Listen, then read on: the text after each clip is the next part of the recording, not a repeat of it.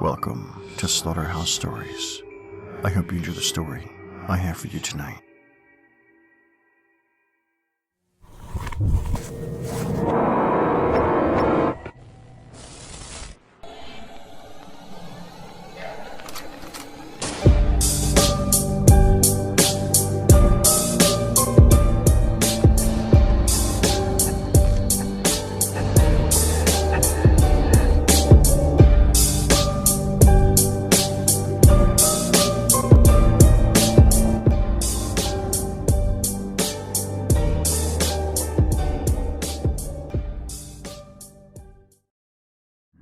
Beautiful. It's quiet in a dark, damp basement. The walls are covered in dancing lights, wonderful hues of blue and white. The television is on. The sound down low does not wake anyone. I'm sitting on the couch, a tattered, ugly green object that has been lost to time. It smells faintly of mold, and a few small rodents scurried out from underneath it when I sat down. On the tube, people are talking, dancing. It appears to be a recording of a wedding, perhaps for a family friend. The picture is low quality, very fuzzy. The tape is no doubt old. It was in the machine when I turned the television on. I stare, transfixed. The people, despite the horrible picture, are wonderful looking, beautiful even. Beautiful, I whisper, smiling. A noise upstairs, the sound of someone walking down the stairs, makes me jump, and I stand quickly and quietly, slowing my breathing, even though I know they can't hear me. With one hand, I shut off the television, and now, every inhale and exhale sounds exactly as a loud fan blowing air directly into one's ear. I creep to the bottom of the stairs, still alarmed. I'm not supposed to be down here, and it's late. Perhaps the family heard me, or it's an intruder. This new thought strikes terror into my heart, and the pumping and thudding in my ears grows louder as my pulse races. My breathing quickens, despite all my attempts to be quiet, and I know that if they were to open the door,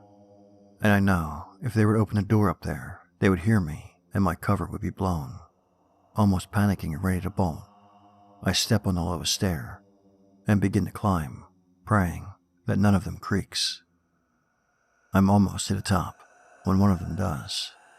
A creak so loud that it surely woke half the block, let alone anyone in the house. I hear shuffling on the other side of the door, padded feet scurrying about through the room. A female voice calls out, calling for a man, or perhaps a boy. It does not matter. The name is not mine. I freeze where I stand, raising my hand to strike if the door opens. Slowly but surely it creeps open, keeps opening, and the woman on the other side is not scared yet. She's not screaming yet, and I understand that the shadows are hiding me from sight.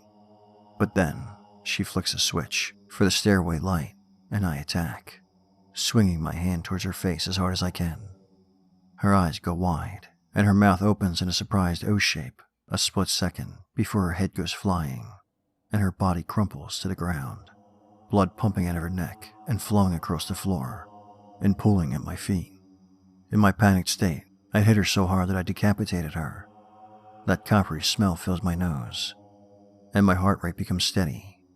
There is not a single sound in the house, not even a mouse. I step into the room and flip the switch for the light, closing the door behind me, once again submerged in complete darkness. I reach down and run my fingers through her very long brown hair, picking up her head and raising it to eye level. Smiling, I run my long, wet tongue over her cheek, tasting her sweet white flesh. I nibble at her parted lips with my sharp teeth, savoring her. Beautiful, I croak. So beautiful. I wonder who else is upstairs. That's it for tonight's story. But before we end things, check out the Slaughterhouse Stories podcast. Available at all your favorite podcast sites. So download and subscribe. Be a listener, not a victim. And as always, thank you for listening. If you enjoyed tonight's story, please like, share, and subscribe. And until next time, stay spooky.